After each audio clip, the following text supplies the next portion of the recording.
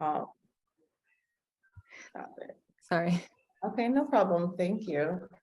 Do you want to do a little introduction since you have those slides? No, oh no, I mean, I Oh. can't.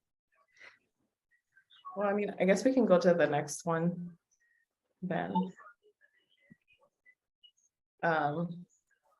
So we do kind of want to discuss what the three options are that NYCHA says are gonna be part of our choices for voting. According to them, our three options are and like I said, this is adapted from their presentation, is the Public Housing Preservation Trust Pact, which is what is the name for New York City's program, but it's federally known as RAD. And Section 9. But what we really want to focus on is the voting process, the guidelines that they have proposed, since that's the topic for commentary that they're still receiving public comments on. Do you want to go to the next slide? So this is again adapted from NYCHA's presentation. I think we're all knowledgeable on the historic disinvestment of NYCHA on the federal level. And although we know we need funding, especially after the bias case, when it comes to addressing lead, asbestos, pests, all kinds of health hazards, NYCHA has pushed forward the focus or the deficit of the $40 billion needed to actually bring NYCHA to the standards it should be. However, there's no actual breakdown or explanation of what that looks like at each development and how it might differentiate. Would you like to kind of say a few words, Kristen, so we can kind of ping pong it? Yeah, definitely. I think one of the things I'm noticing, right, is NYCHA is really using these figures, $50 billion, $40 billion, to push the narrative that there's a major portfolio-wide crisis. I think a lot of tenants, some people are in very serious conditions, others aren't. And that's not really being sort of addressed in any of this. Instead, they're sort of really voicing this issue that there's this crisis, a sense of urgency, which in some cases there is, like Christina is saying. But I think they're doing that so as to force privatization options. And when we look, like, NYCHA only talks about 40 billion, but if you look back over time, I mean, in 2011, 2006, figures were much more manageable. And NYCHA kind of delayed addressing the issue at that time. And so the crisis just built. And now, right, all of a sudden we're in this emergency crisis situation where in 2011, we could have addressed the crisis for $1.6 billion, right? Now we're at 40, maybe 50 billion. Yeah. Yeah, no, it illuminates how year by year, NYCHA hasn't been not just receiving the funds, but also adequately using them.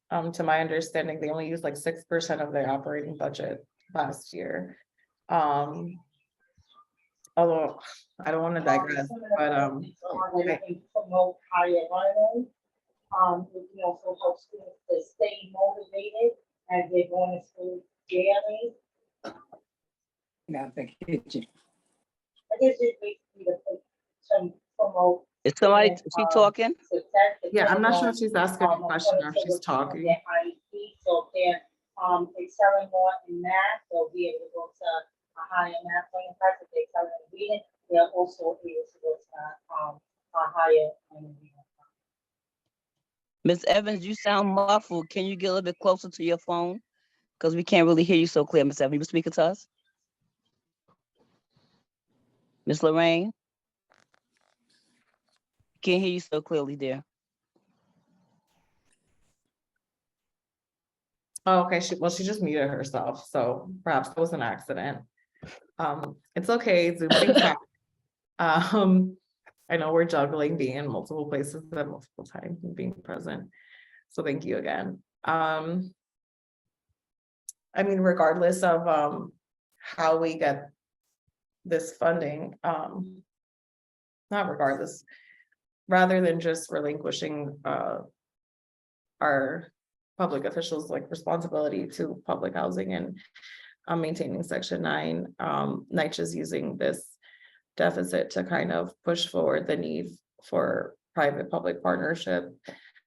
But it's not necessarily the answer that we might be looking for, as it might risk us losing particular rights under Section 9 public housing.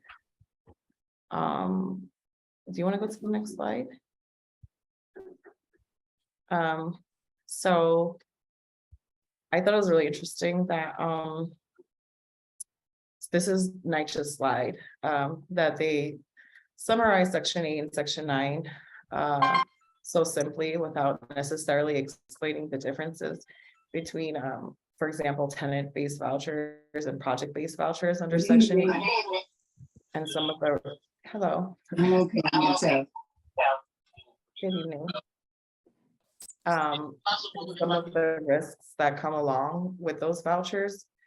And although, yes, the federal government has been putting more effort and financing towards Section 8, it's not necessarily because Section 8 is a better platform, but it's more in line with a trend of overall privatization of public, I want to say public institutions in general, because this is the same thing we see in public education policy,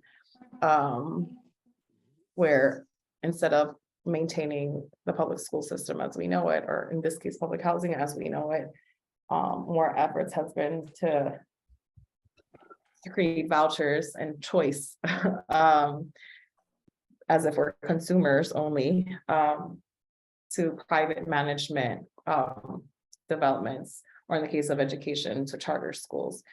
However, in both cases, we don't have the same rights that would remain under a public institution.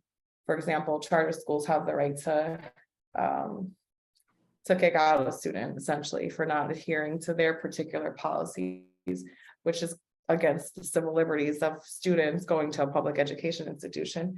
And we can say the same thing with private management corporations that are more stringent with their leases and the stipulations of the kind of residents they want and the ability to push people out according to their guidelines instead of adhering to the rights of residents and people in general. Can I say something about what you, I'm sorry. Go ahead. What the thing that I want to say is that there was a young lady who was at the neighbor helper meeting, and she was trying to apply for the voucher, and she still hadn't got it. She had wanted to do a transfer. She had been there for a year, and her family lives, I believe, in the Bronx, and she was still out here in Far Rockaway. She was the oldest senior, and so she was still having a problem. She had the Section 8, and they switched the building over to I think to RAD, and so she was saying how they still wasn't like listening to her and getting out of there because her grandson was on the call, and she was saying she'd been asking them for a transfer longer. So that's one of the things too that could affect us if we get privatized, that we won't have access to all of these, like the transfer could be delayed. And even with, like, if there's a domestic violence case, based on what information they were telling us, that you might not be able to, like, you might have to stay in a domestic violence situation.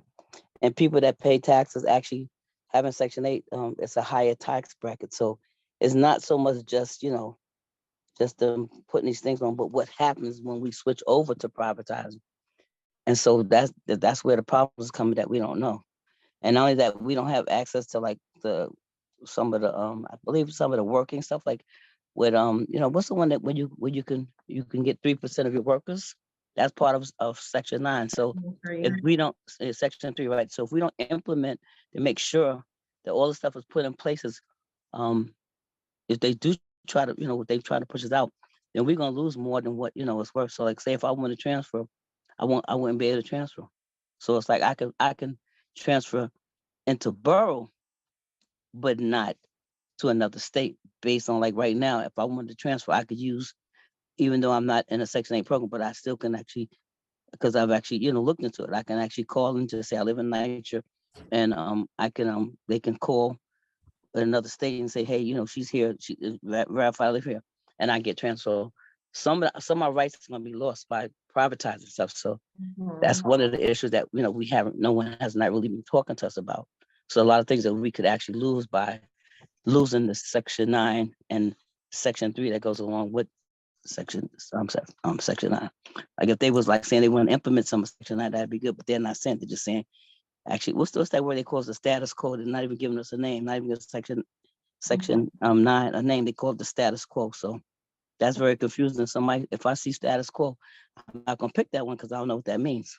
But that's really actually on the application, that status quo. So they actually just eliminate us and just making us be a status quo, not even a person. And I'm complete. You brought up a lot of interesting points. I'm looking for my booklet. I just had it, but the little booklet that a lot of us got in the mail that was to inform us of the NYCHA Preservation Trust, where they did keep calling us the status quo. I guess the number one point, well, there's two big points that I think you brought up.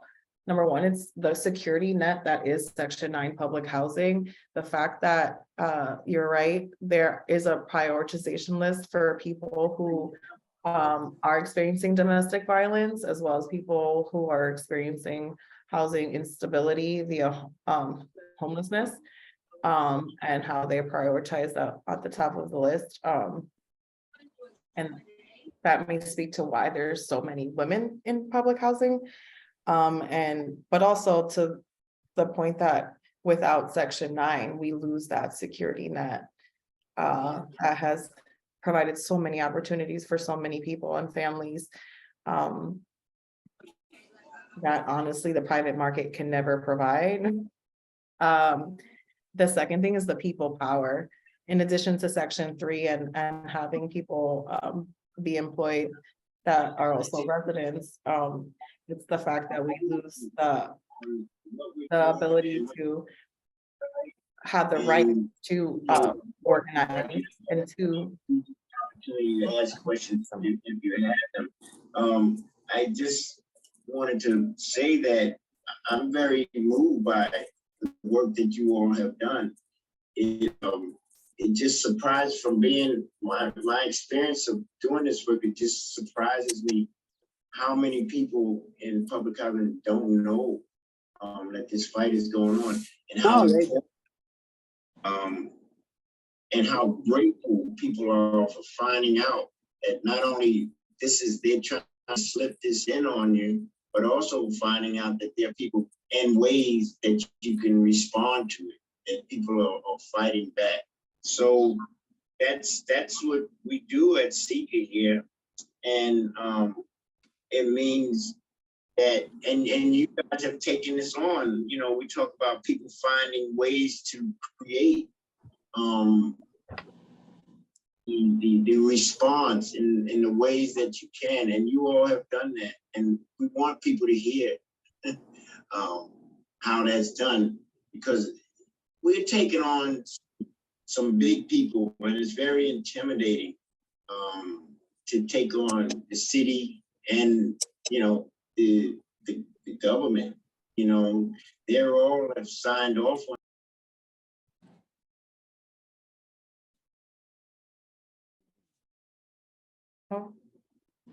So this is Carol Wilkins from Ravenswood.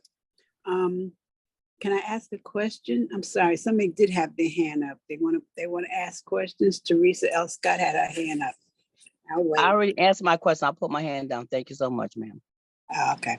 What I want to know is you're talking about voting for 3 things, but there's actually 4 things, is there not? Are you alluding to resident management corporations? You know I am, Christina. What about that? How come they're not talking that up? Because if we became resident managed, what would that entail? What do we have to do? I mean, is that another avenue out of this where we can become just like NYCHA? We have our 501c3. I know there's a lot of things that they're not telling us. And I think that could be one of the solutions. Let us become our own resident managed development. we would then become just as powerful as that of NYCHA, because we would be getting the funding without having to have NYCHA in it. If not, I mean, no, I don't, right now, everything keeps coming at me, and this is one way, and then that's one way, then they talk about a voucher. I think it's just a bunch of smoke and screens to get us confused. And there's a lot, like you said, somebody said just earlier that a lot of people don't know what's, a lot of people, and when they have their town hall meetings, they don't care how many people show up. If it's one person that shows up, they did what they had to do for HUD, and they get back to them on that. So I mean, there's like so much things that I've seen over the many years that I've been president. And like I said, they told me this many years ago about how eventually we should all become resident managed. But now they're not even mentioning that. They're talking about RAD, they're talking about PAC, and then now this preservation. I'm still not clear. And this is what they do. This is what NYCHA does. Every time you turn around, here comes a new mayor. A new mayor comes in, he changes the chair. The chair, whoever was before, has money out there, he's getting paid, and he's doing this and he's doing that. All that stops. And then a new chair comes in and he creates a new whatever. You know what I'm saying? It's like it's like a ball of confusion, and it sounds like everybody's confused about it. We need to teach and educate our residents on exactly what it is that needs to be done for our best interest. Well, ma'am, that's why we're here tonight, so people can understand the difference, because what happens is that part of the Save Section 9 is resident management is under Save Section 9. But we first have to secure the money to get our money that we need in order for people to consider thinking about doing resident management. Because what happens is that if you don't have money and you don't have paperwork in place for that to take place, then we can't become resident owners. So, owners of our own buildings, but we have to have the money to secure that. And so they're trying to eliminate that by pushing the RAD and the trust, so we don't have access to the money that actually is due us. Is actually money that they already, that belongs to us. It's just that everyone has not, some groups, we all are gathering together and working and fighting to get the stuff. So because we're all working together, it makes stuff a lot more easier, and and understanding for people to understand it. But they don't want people to know, people who have college degrees and different stuff, they don't even understand some of the wording. Like we was going over the wording the other day at our meeting last week, and we was confused about the wording because there's a lot of confusion. So that's what they want to do. So this is what we're doing. We're just trying to show people, like what's the difference. You do have a choice. We're not suggesting it. We're not suggesting anyone.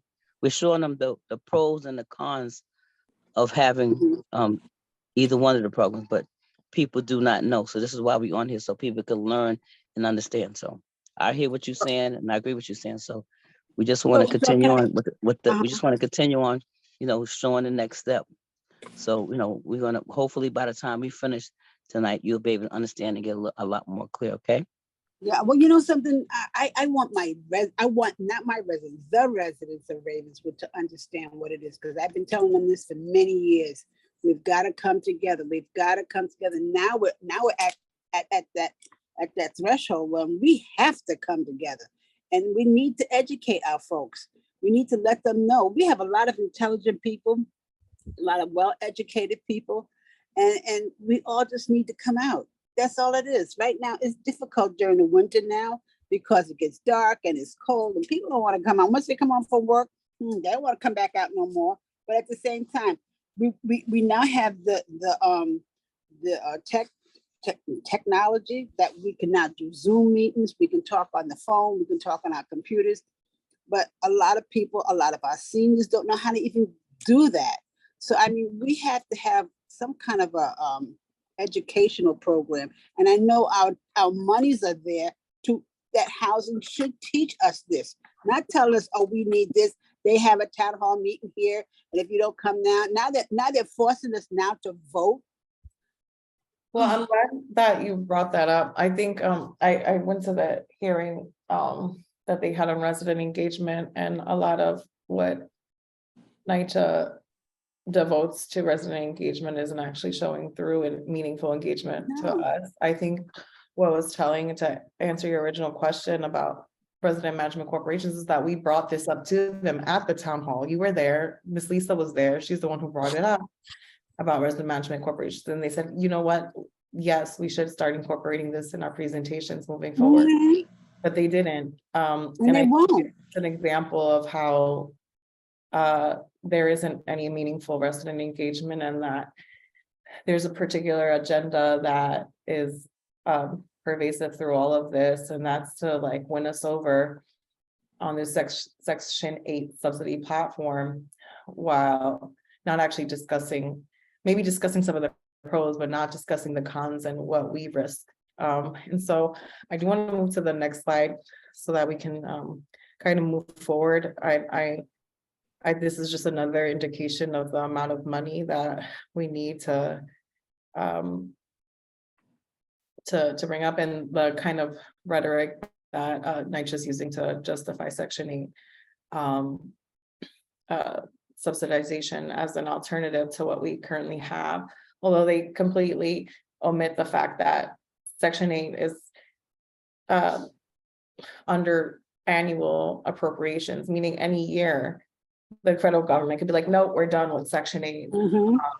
And we actually end up losing funding if that ends up happening while we're under Section 8. But I think if you go to the next slide, it reviews the 3 options that NYCHA is saying that this, once again, this is adapted from their presentation. So it kind of looks like it might be a good thing, but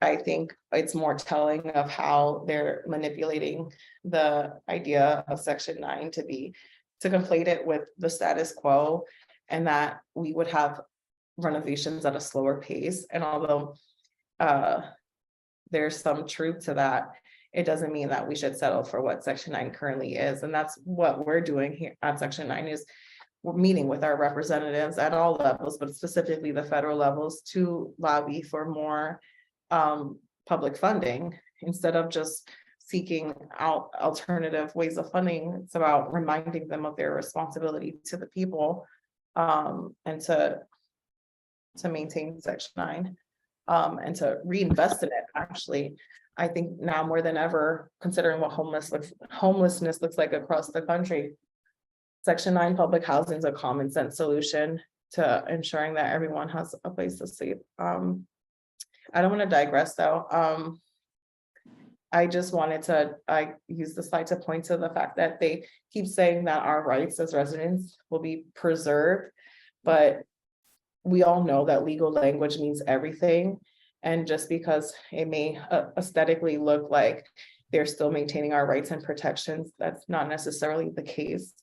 And we'll speak about some examples from those developments that have converted a little later. I do see a question though, or did, I think Joshua, but then his hand went down. Am I bugging? Maybe I am. Okay. Should we go to the next slide?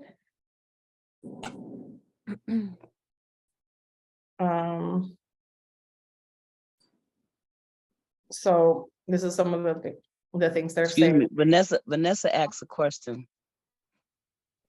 So what's up? I kind of wonder actually if we should, since you just mentioned how residents' rights are undermined actually by RAD and the trust, if we should just jump very briefly to that section. Sure. And just Well, having that, yeah.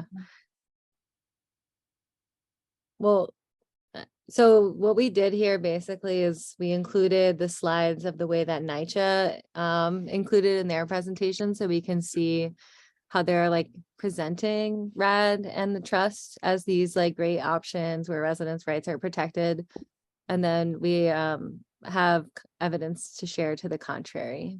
Actually, Christine, I don't know if you want to say anything about pact, or how it was presented at the town hall you attended too. Well, I mean, in a nutshell, both of the options were framed as like, oh, speedy renovations and more funding, but no actual explanation of what it means to convert, as well as with regard to the trust, what does it mean to have all these bonds and banks involved in our housing, essentially. Yeah. Yeah. And so on this slide, with respect to PACT, we can see what they're promising, which is like comprehensive repairs, professional management, enhanced services, and even public control. But actually, there's been like a series of studies done in the last 5 years that have yielded evidence, basically, that says, it really describes a failed program, like high rates of eviction at Ocean Bay houses, violations of tenants' rights under RAD nationwide. In a study that looked at multiple cities, they found consistent violations of tenants' rights and protections. Even a study by the city Citizens Housing and Planning Council that was like contracted by NYCHA found higher rates of tenant turnover and longer vacancy periods between tenants. So they were also keeping units off the market. Oh, And then Human Rights Watch just did a study that came out last year of RAD Pact specifically, and looked across units, again, kind of confirmed earlier studies that there were high rates of eviction, and then also found similar violations of tenants' rights and protections that the National Law Housing Project had found 5 years earlier. So we're seeing really like a consistency in the research over time that's looking at residents' experiences and saying that this is actually not working out, consistently not working out for tenants, for all tenants. I think there are exceptions to that rule, but there, at least in the research we did, there's like at least 30% on every indicator of tenants who are not feeling satisfied with repairs, not getting repairs, being displaced. And also at Ocean Bay houses, we found that every year since conversion, the rent did go up every year. So they're presenting a pretty cheery perspective of PACT and RAD, but the research, they're ignoring a tremendous amount of research actually in trying to say that. And Christina, I don't know if you want to talk about the trust. Well, I mean, I'm stuck on what you were just Yeah, go reviewed, and- ahead. Sorry about that. Well, it's okay. I was also reading Vanessa's comment in the chats, and I'm thinking of my partner's mom, who, like I said, her development underwent RAD, and although she still pays a particular amount, the rent itself is like 2,400, I think. And so where's all that extra money going if it's not going back to residents and they're still having the same repair issues in the long run? Mhm. And moreover, there's less accountability onto who's to repair them and how long they Yeah. have to get them done. One other point mhm. maybe worth making is like, so academics who look at the costs of the RAD program also find that in the long run, it's going to cost the public a lot more money because of all the debt that we have to then pay interest on over time. So actually preserving public housing under Section 9 is the most cost efficient way to address the problem that we're dealing with as well. To address Yeah, and that's a perfect segue to the trust, actually, because it's essentially set up to transform the financing of public housing to be one based on debt and borrowing. And I think the number one concern that I hear echoed is that there's no guarantee that if, and probably when NYCHA defaults, that we're still going to be able to call our homes ours. I think a good example of that is like what happened in both Puerto Rico and Detroit, right? So they shifted a lot of things to bond financing, and then the debt triggered foreclosures, but they didn't actually foreclose on things. What they did was something like debt repackaging, but at that point, all of that sort of financial maneuvering that they're doing to solve their new debt crisis is all happening behind closed doors with no public oversight or anything, and usually does result in like selling off assets in different ways. So, yeah. And so this beautiful image is adapted from RPPH, Residents to Preserve Public Housing.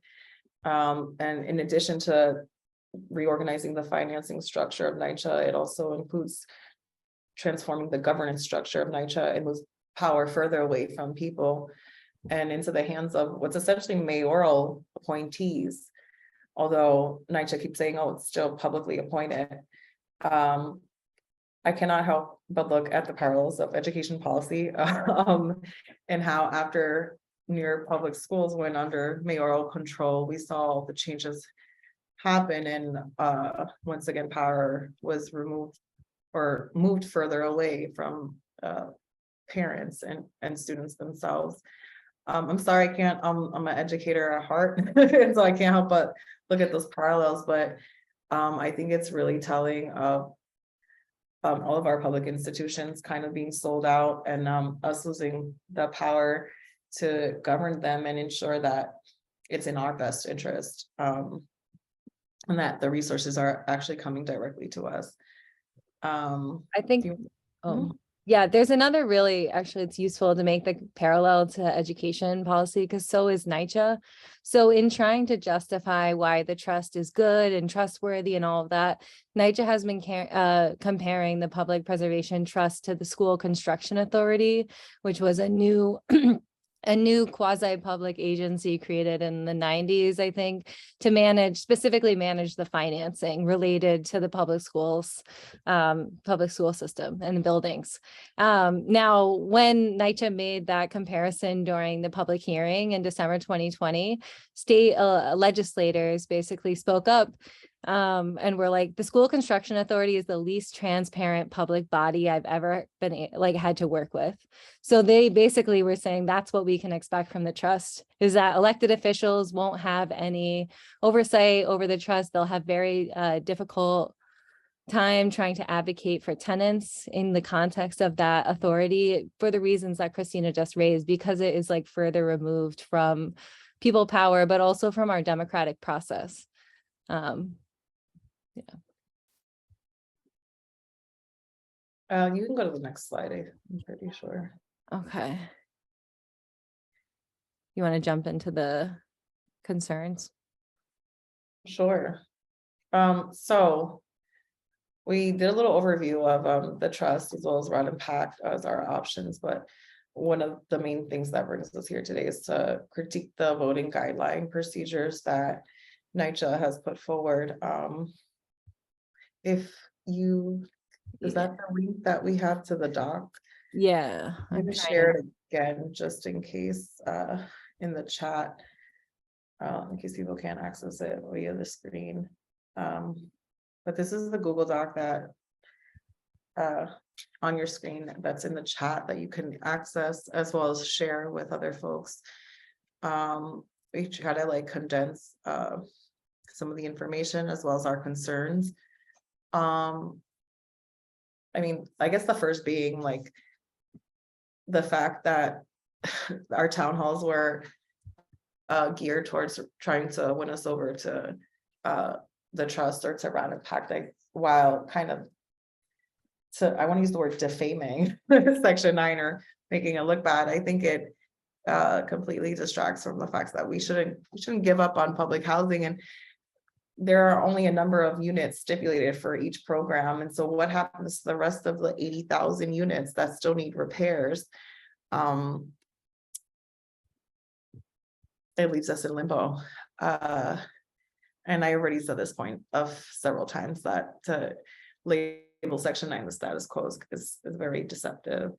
And it kind of feeds into the ideology and rhetoric that choice or privatization is a better model for what currently exists. And like I said, I'm not here to say that what currently is working, but I don't want to give up on the legacy that is public housing and all of the civil liberties that we fought to come along with it. I see Joshua's hand up. I'm not sure. You want to add something, Joshua?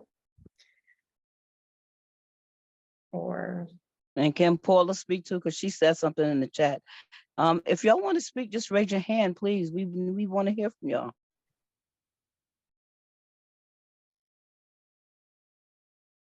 Well, Paul, until Joshua speaks. Yeah, Paula, sorry, can you- I was just responding to the statement that NYCHA was planning to have a citywide vote. I think that actually would be an incredible organizing opportunity if they were. They are definitely not.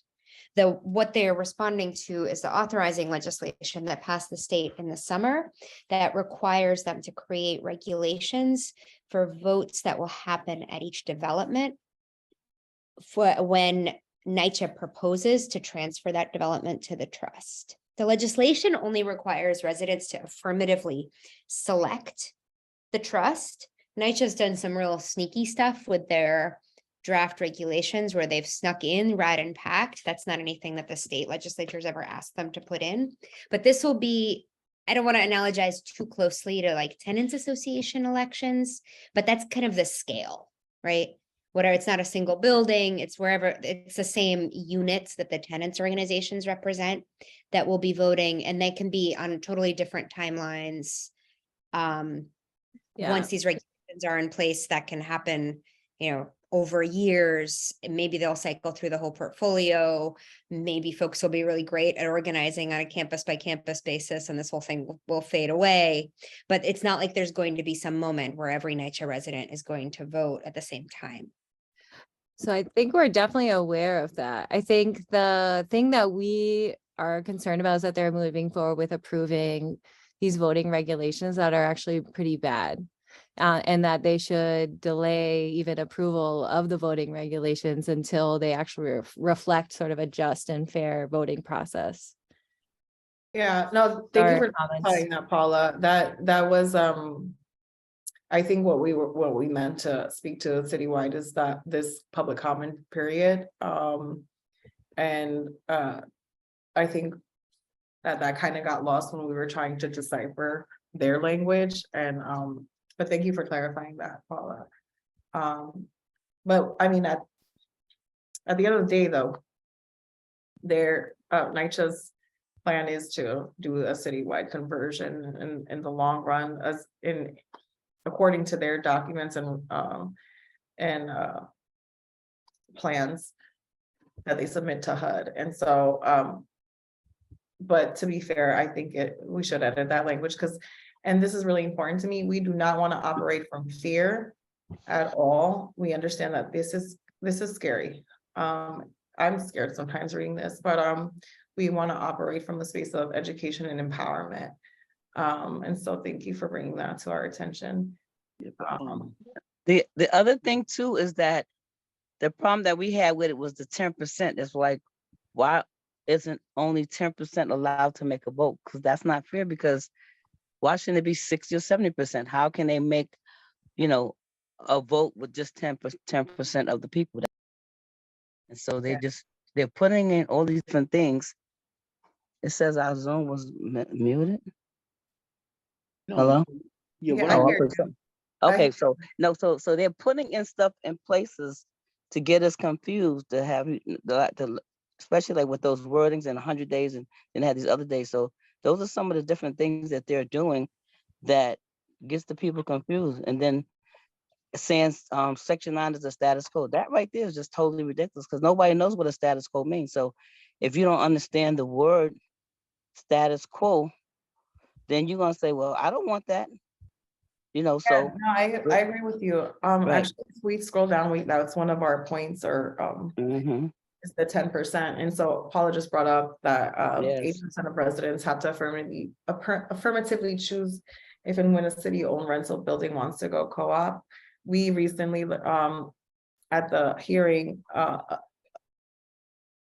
City Council person Aviles noted that if, for example, resident management corporations, if a development were to choose to become a resident management corporation, voting threshold is at 51%. And so why would that be so high for a resident management corporation, but so low for this irreversible decision that we have to choose? And so I'm glad she was able to critique it. I do see that Joshua had his hand up, and as well as Marquise. And so I'm sorry that we keep talking over you, Joshua. Go ahead. No problem. No, I just want to say that, I mean, the whole thing about 10% is really ridiculous. I mean, there's no place else in housing law where you can make any kind of conversion based on a low percentage like that. If you go in condo or co-op, I mean, that's insane. But I think the more important point is that they're presenting a very limited amount of choices.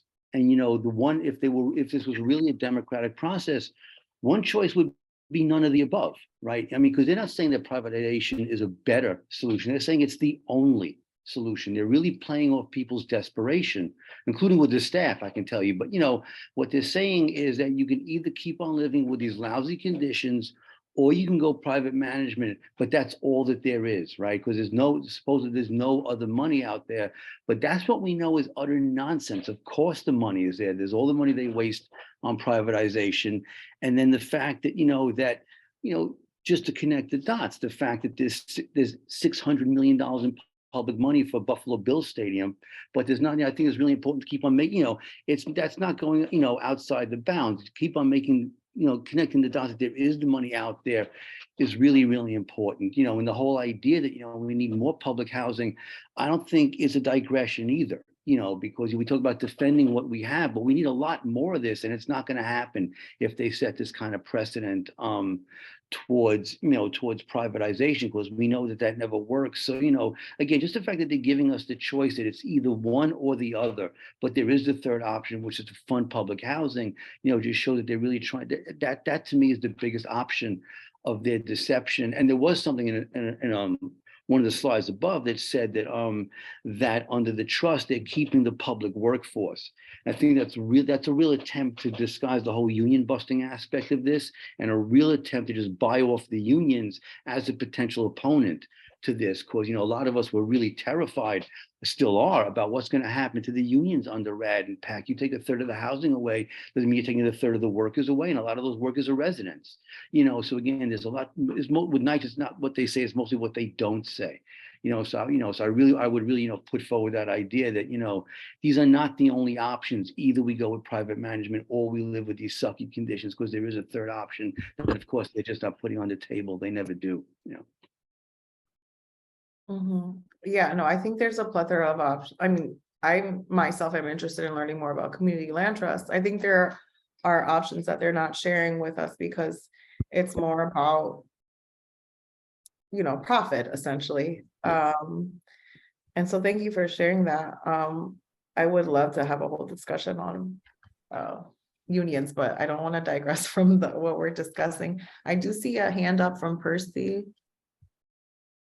Would you like to say something, Percy, before we continue back to the voting procedures? Yes. Hi, how you doing? I'm a union member. Thank you for having me here. Sorry I came in late. I'm a union member. We are,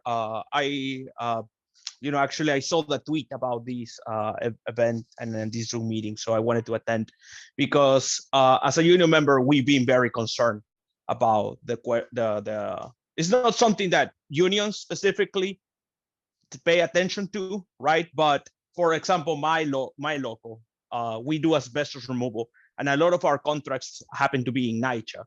And we see now that because of the conversion to, these private entities are coming in to take up over management of these properties, we now have to compete with non-union contractors for the for the work that is essentially usually was ours. It's only ours, right? It's our work because this is public money, and now we are seeing that we have to win over these contracts, which is not something we like. We want this contract to go to us. I'm a member of this organization called Building Trades for Workers and Democracy. We are building trades activists, and this is precisely the kind of the kind of concerns that we tackle. Privatization and seeing the the privatization of NYCHA, especially, with the, with blueprint being shoved through the through the legislature earlier this year, and we were just looking in dismay, right? How the public stock is being attacked. I'm sorry I came in late. I'm just trying to catch up with the type of things that I know this is an educational, but I guess I have a question. If there is like any plans for activism regarding the vote, or like going to talk to the residents and like inform them into whenever there is a vote coming up in particular properties about what the vote means for their status as Section 9 and stuff.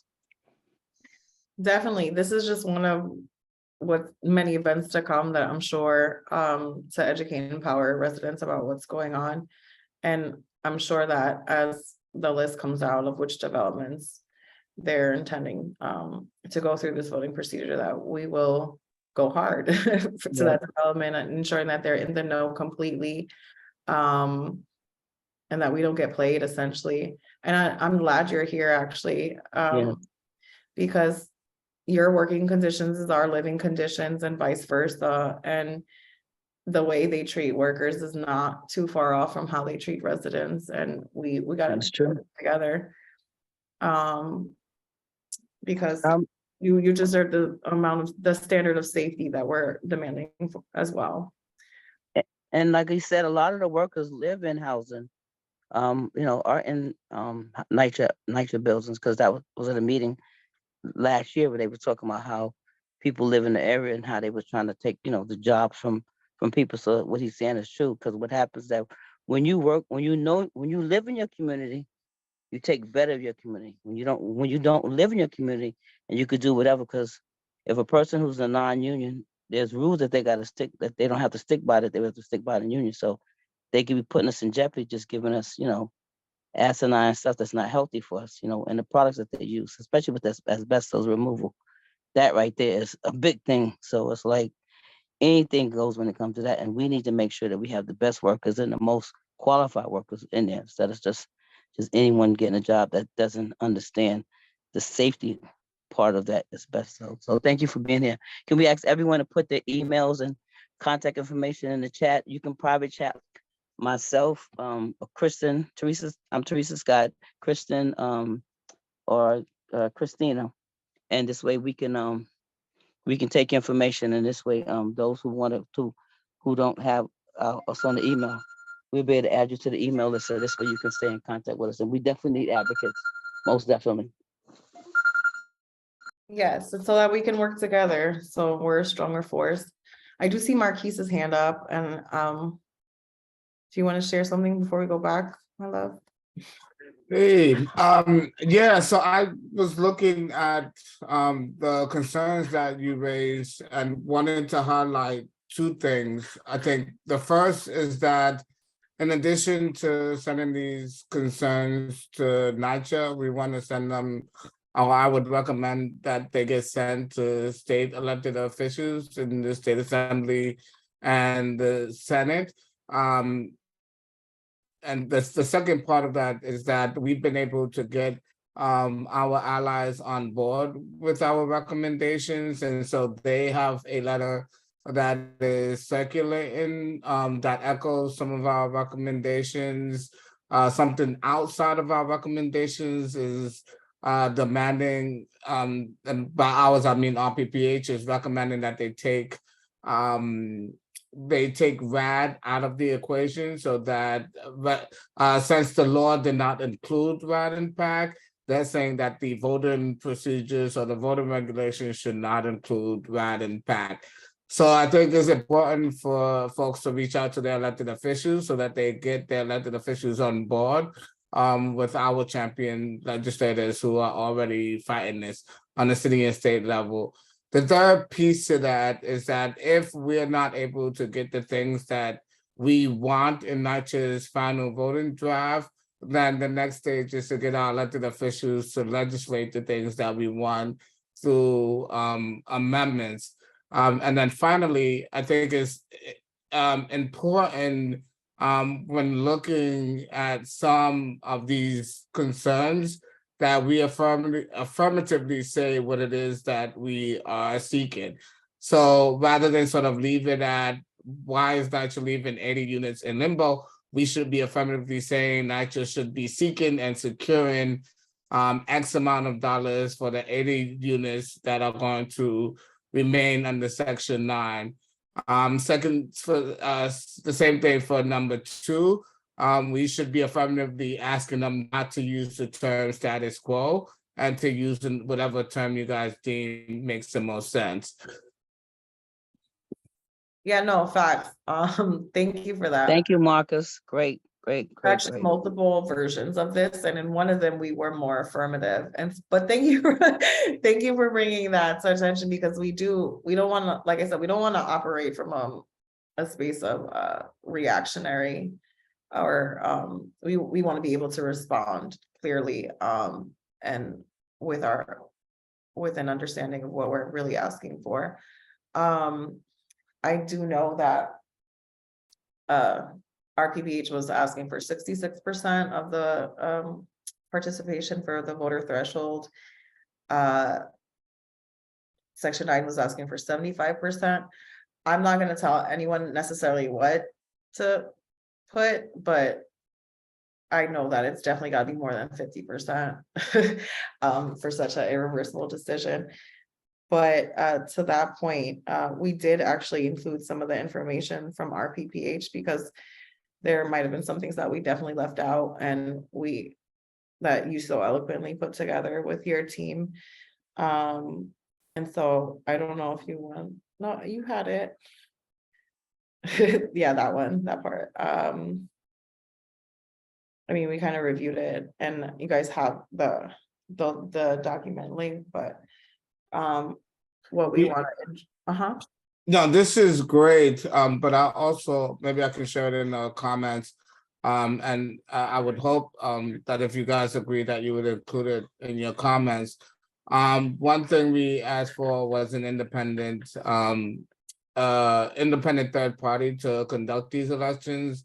We don't trust NYCHA, and I think you guys got at the heart of making sure that residents had the information that they need, in terms of there needing to be a physical needs assessment done at each development before, and residents need the opportunity to understand and comprehend what's inside the physical needs assessments, including the numbers. And then the second part of that is the bond financing. So how much of those repairs are going to be covered by the Section 8 subsidy, and how much is estimated that they will need to borrow.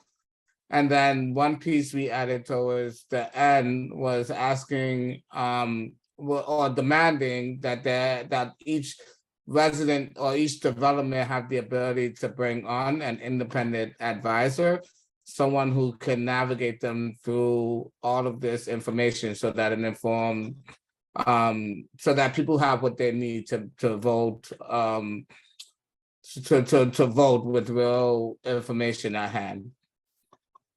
So I'll share our letter in the chat. Yes, please. That was great information, Marquise. Thank you so much. I think that's part of this whole objective of having a community conversation, because it doesn't have to end here. And what we through this conversation can come up with together, I think will make our statement stronger when we submit our comments. And I know I personally will definitely add those points in my in what I send forward. And so thank you for sharing that, Marquise, and we'll definitely add it to the document. The more people power we have on this, the stronger we are. Do you want to take back the reins, Krista? I can jump in. I don't know, did we read through the concerns that we did include? Maybe we want to read through them, or I don't know. I mean, that's the concerns is mostly what we wanted to talk about, or we can jump to like talking about how to submit testimony. Um, I mean, I think probably the latter. I mean, if you want, maybe you can, since you have the screen, maybe you can pull up some of what Marquise just shared. Yeah, And those are some great points.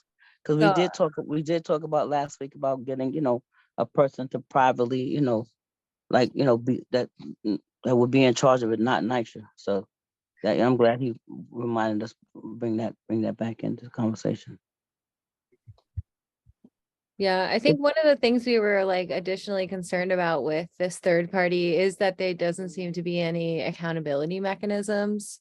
Like it does sound like they are appointing a third party that they're going to call the like voter administrator, but there's no information as far as we can tell in terms of who that's going to be.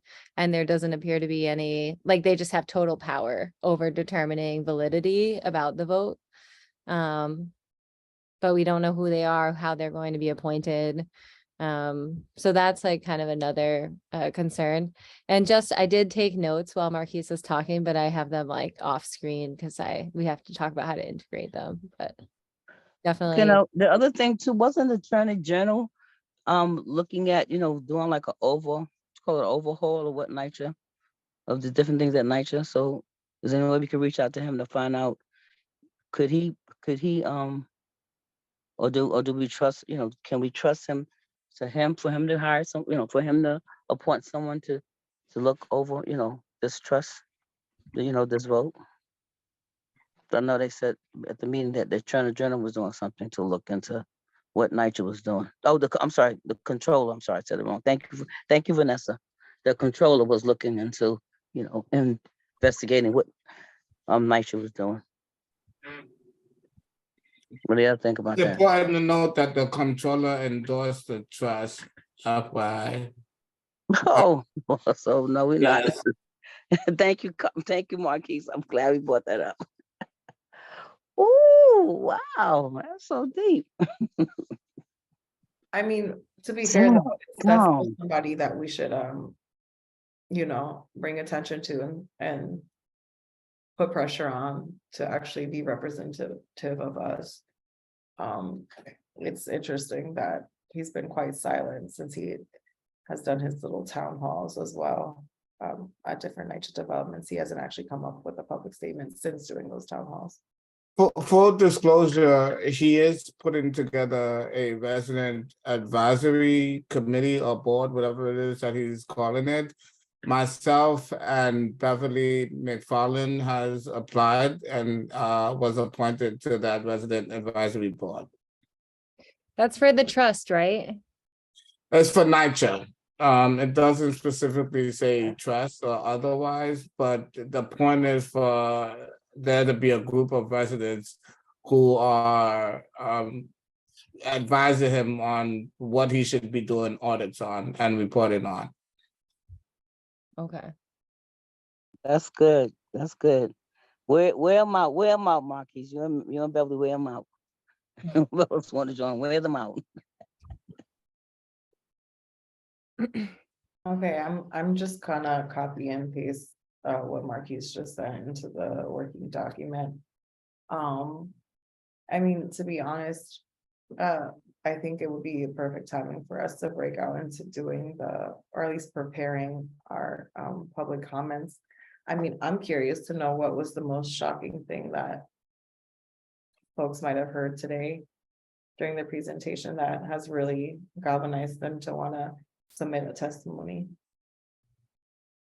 The controller being part of the trust, that just like, oof, that made my chest kind of hurt a little bit. That did that for me. It's like if we don't gather together and fight for our homes, we have to fight, because it doesn't seem like all the people that we thought was with us is no longer with us. So we have to gather together and just build and build and build and make our voices be heard. That's the thing that that kind of got to me. I have to be quiet.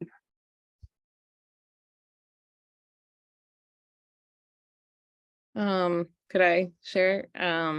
I guess one thing that's really standing out is that the percentage that other people pointed out on the vote requirement that I want to include in my testimony is what was it, 80% for co-op conversions?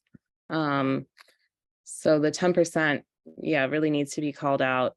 And the other thing is that Marquise just brought up that I guess you guys are also calling for RAD to not even be on the vote. So that's another, I think, good thing to include. And lastly, that, I guess, these public comment sessions, we're used to them kind of ignoring the comments, but we have a next step here, which is going to our state representatives.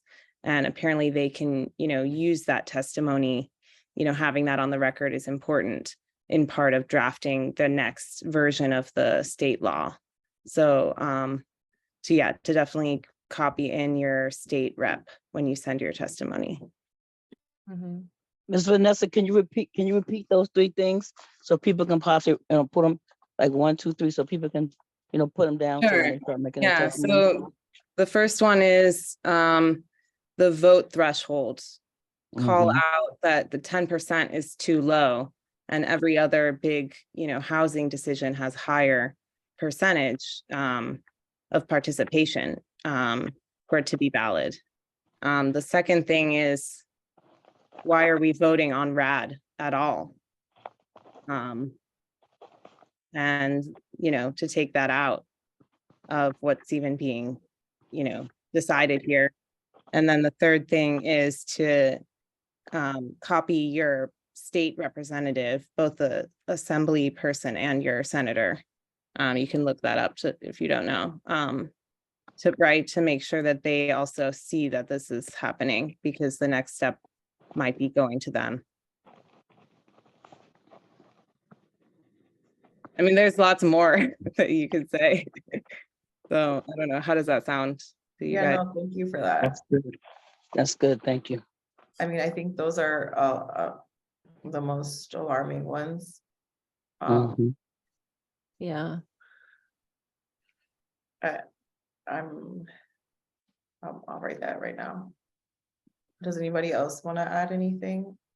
She said the status quo, what about the status quo name? Did you discuss that one? About changing it, that we're not status quo, to put the name Yes. section, to put the Okay. section 9, that, we are not, that status quo should be removed and section 9 should be put in the place of that status quo. Yeah. Because that's Yeah, very and I think- confusing. And to that point, to your point, Teresa, I think other people were like really important to provide the alternative there, right? Which is Mhm. adequately funding public housing. More than adequately. And the other thing that Mr. Marquise brought up was that he said to I think that was what the talking points about what to do, how would the 80% who don't pick either one of these things, like how would they be secured? Like how are you going to secure us when we stay with Section 9? For the ones who want to stay with Section 9, like come up with a solution for us, because they're not giving a solution. They're just saying RAD pack or trust, and they're not having a solution for the people that just want to stay with safe Section 9. Yeah, I kind of feel like for Save Section 9, the third option is kind of our collective solutions that we've been promoting, which call for investment and tenant control and lots of things that we've been putting together over time. But basically the preservation and expansion of Section 9 public housing.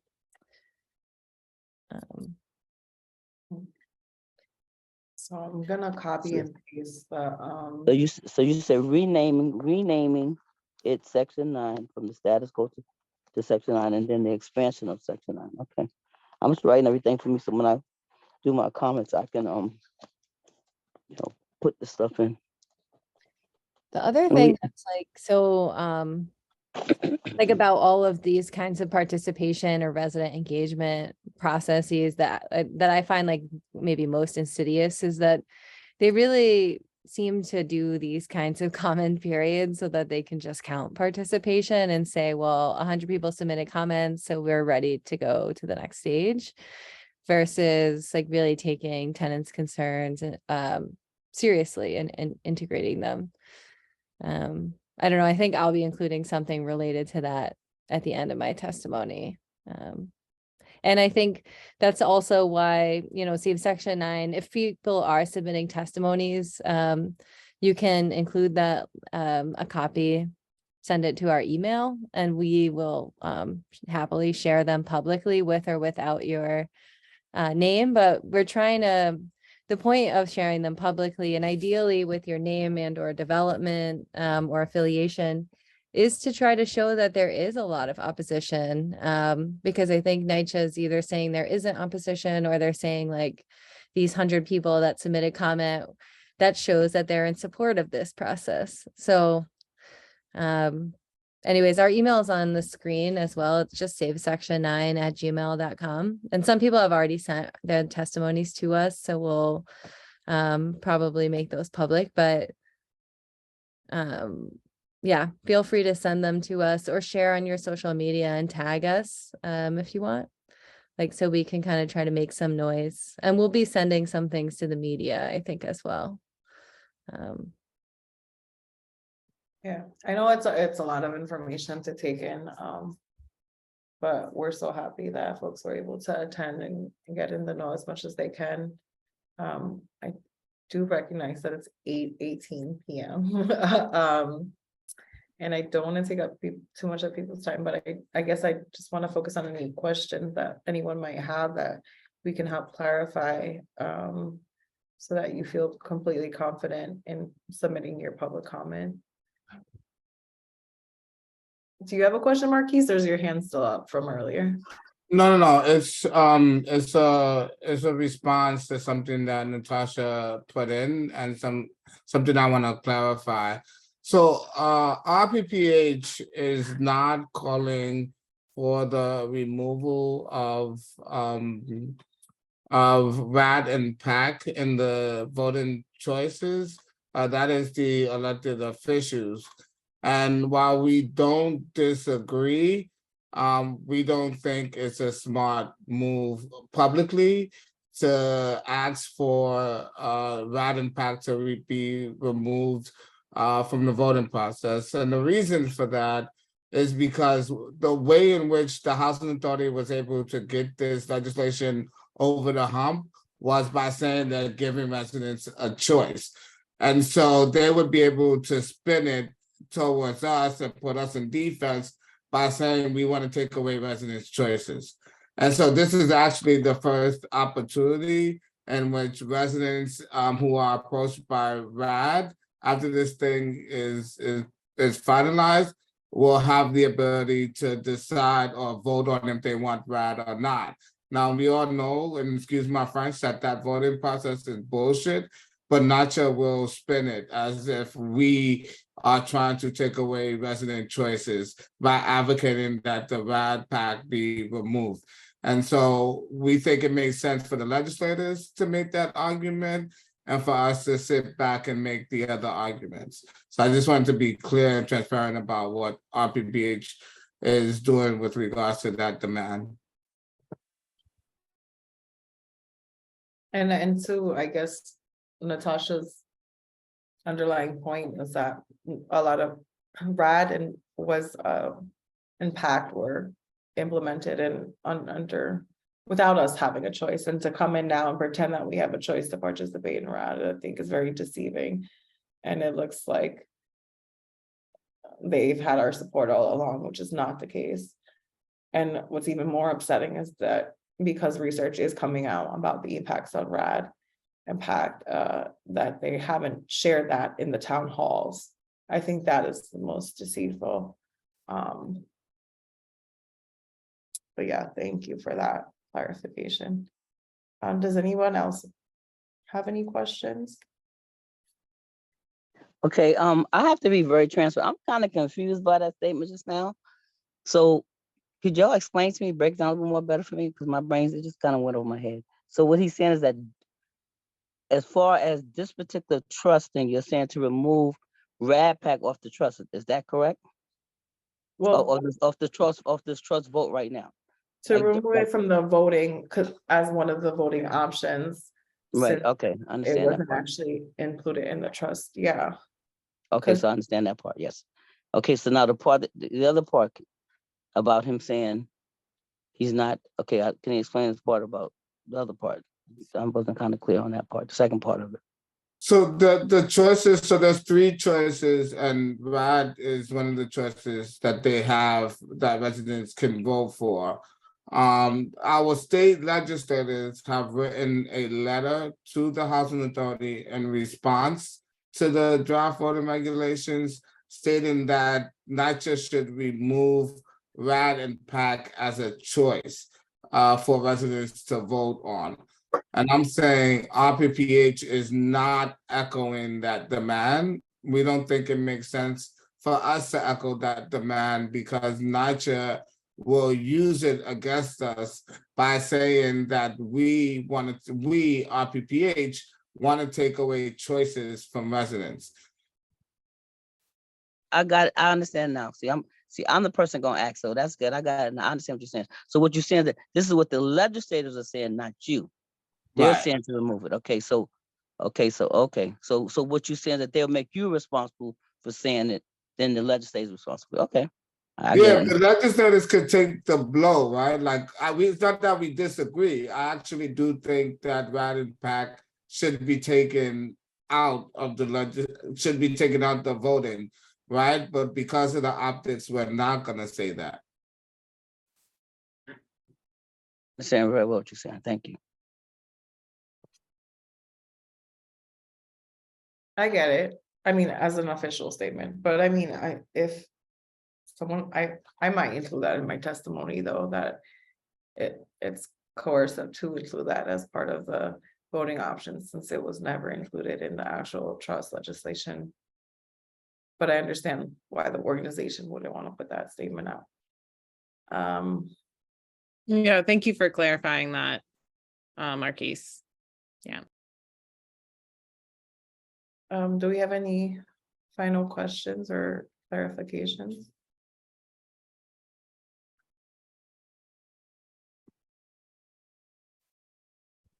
Yeah, this So is when Carol. is, I want to say something. Now, if you take RAD and PAC out of the voting, right? That would mean would only be one thing that's left, and that would be the trust. So then what NYCHA will do is, I was on the resident advisory board for years, and the same thing went over time and time again. NYCHA would come up with a plan and idea. None of us at the table, none of us seeing what's going on, and they were saying, yes, well, this is what they're doing. This is what they want to do. But yet, when it came time to plan these things, we were never at the table, never. And then when it came time to vote or do something, they did what they wanted to do anyway, to whether we wanted it or not. And the first thing, and always the same thing over and over again, we always ask that be at the table, that these things are not being told to us, that we have a chance and an opportunity to vote on what we want and when we want it.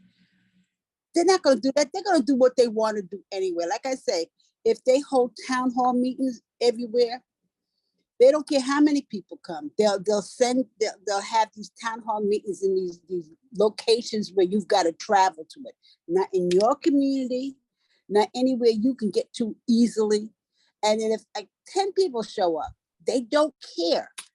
They hold their meeting, and if only 10 people comes, that's it. That's all. I have been to thousands of these town hall meetings.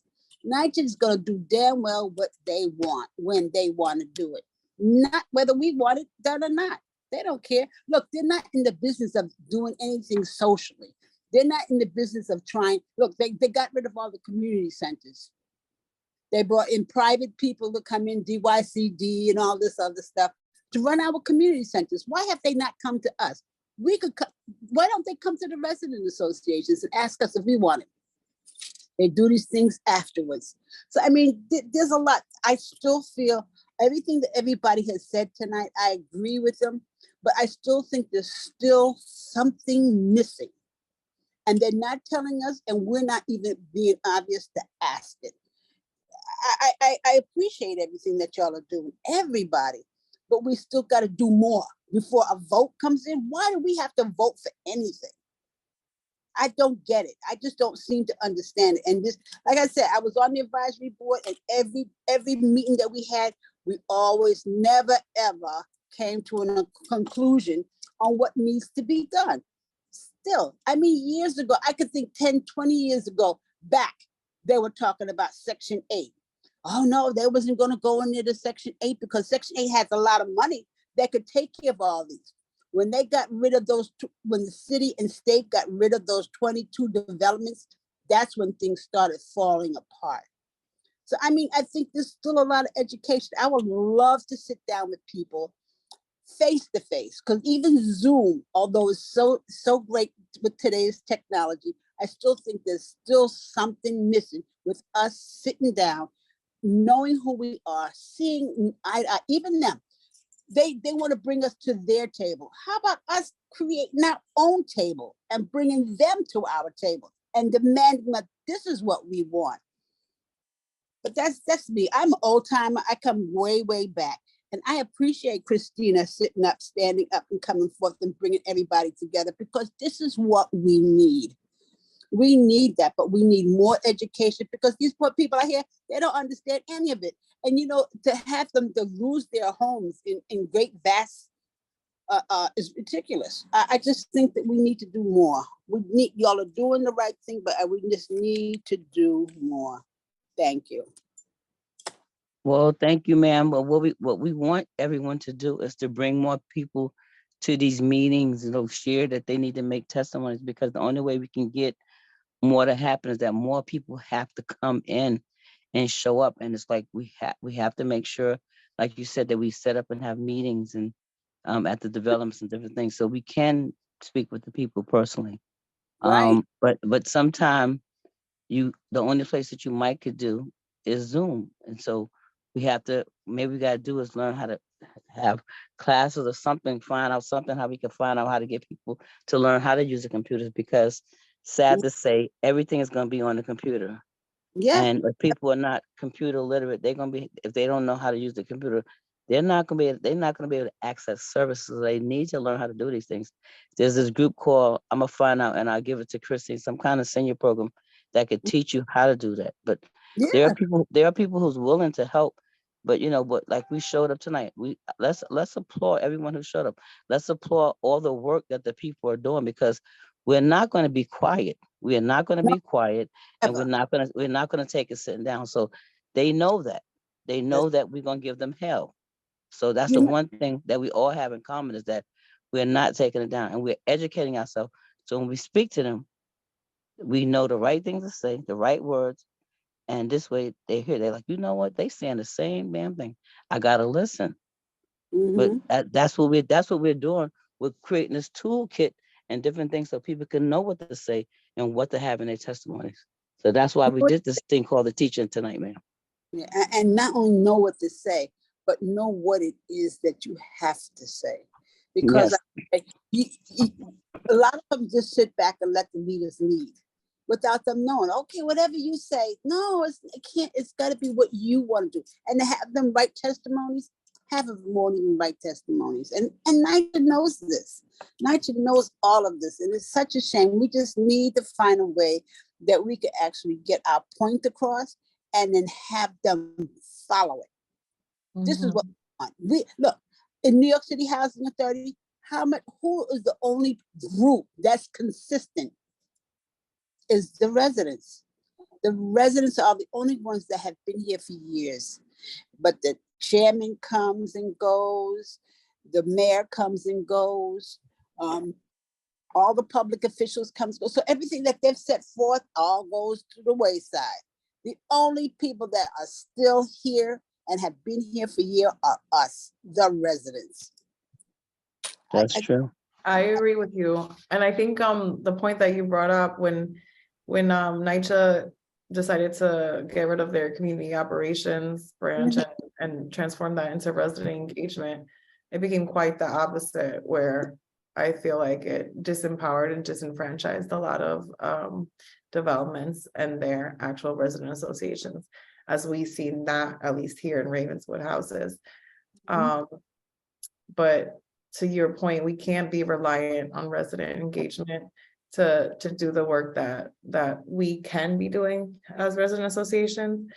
But also, at least in my own experience in the last year in being part of the resident association, I feel like the resident engagement department has done more to actually deter our work as resident leaders, and has fragmented the community that once existed amongst different developments. And so we have a ways to go, but you're right. I do hope that we get to do in-person stuff too. This was just one of the many ways we're trying to reach people. I don't know if this is a shameless plug-in for December 10th, but we're working on official invitations, and there's one for you too, Ms. Wilkins, as an honorable guest. But we're hoping to get as many resident leaders as possible together to convene, to celebrate the things that we have accomplished thus far, and to collectively dream of what we want moving forward. And also to archive our work, because often the works of different resident associations and resident leaders in general gets lost and or corrupted or completely omitted from public record. And we want to make it publicly known that we're not relinquishing our Section 9 without a fight. Not that I want to put it in a struggle framework, because I think it's our right. And I think that we're doing this not just for us, but for future generations to come, because we know what public housing has meant for us and the opportunities it's afforded us. And it's literally the last vestige for housing security and stability for working class folks. And we wouldn't have been able to raise the generations that we have if it hadn't been for public housing. And we don't want to lose that, because we know how much of an asset it is. But I guess I want to thank you, everybody, for coming and to giving your time. If you need any assistance with submitting your public comment, please let us know, or that's what we're here for. I'll copy and paste the emails just in case we need it. Does anybody have any last comments or questions So we want to invite them to our next meeting next week. Are we gonna meet next week because it's Thanksgiving Eve? Are we still gonna meet next Wednesday? Are we still gonna meet family? Next week is Thanksgiving Eve, before Thanksgiving. People be cooking and stuff. Right. So are we still meeting next week? I don't know. Yes. Isn't Maybe Thanksgiving? we should wait till the following Wednesday. What y'all would like to do? Christina? Kristen? Can you hear me? Yes, I can hear you, dear. Okay. I think we decided that we're not gonna meet this week, but I mean. Okay, I didn't remember. I just want to make sure. But that being said, I mean, I can make myself available on Wednesday to assist. No, girl. Talking about this Wednesday? So we not meeting this Wednesday, you saying? I'm talking about the fall. When is Thanksgiving? Oh, Yeah, This week, Teresa. Oh, okay. See, I You're- got me mixed up now. Okay, see, I thought I was right. Aren't you gonna be cooking on Wednesday? Hell no, I ain't cooking nothing. Cook no more like that. That's why you wanna have a meeting. I don't want to have a meeting. I just want to chill out and do nothing. I ain't trying to have a meeting. That's what It I'm sounds trying like not to your have a meeting. wish is granted. I'm not trying to have a meeting. No. I don't Your have a wish meeting. is granted. I might come to your house and have some of your Thanksgiving dinner. What you talking about? Oh, down. There's always room. There's always room. Don't tell me to come to your house. I will come there. Coming over then.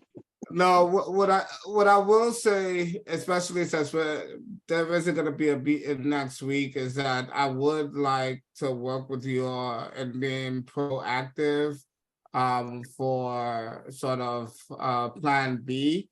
In that if the Housing Authority doesn't include or make the changes that we're demanding, that Mhm. pursue those changes through the state legislature.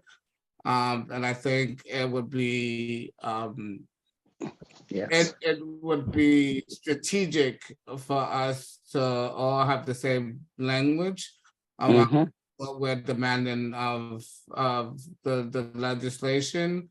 And so I have been working very closely with Paula, and I'm happy to share some of the ideas that we have thus far. But more importantly, I want to work with you guys to kind of put together a set of demands that we should be directing towards the state legislators. And in addition to that, preparing to actually go up to Albany to push these demands in Albany. So why you didn't take me with you to Puerto Rico? That's what my problems with you, first of all. A Dominican problem, or wherever the hell you went. Excuse me, y'all. I have to tell him about himself because he just left. He just left us and didn't say nothing. Somebody he's in Dominican. Where you was at? Listen, No, I'm ready to